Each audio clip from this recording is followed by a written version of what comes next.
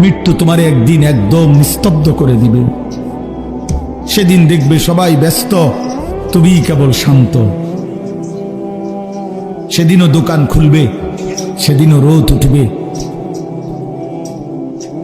সেদিনও বৃষ্টি ঝরবে, সেদিনও হাজারো মানুষের ব্যস্ততা থাকবে, শুধু তুমি বন্ধু থাকবা না, তুমি বন্ধু থাকবা না। হ্যাঁ প্রিয় ভাই আমার, এটা জরুরি বিষয়, বুঝতে শিখো। নিজের ভালো, নিজের কল্যাণ, এটা বহুতই জরুরি বাপ, বহুতই জরুরি। যাই হোক, আমি লম্বা করে ফেলছি আমার কথা।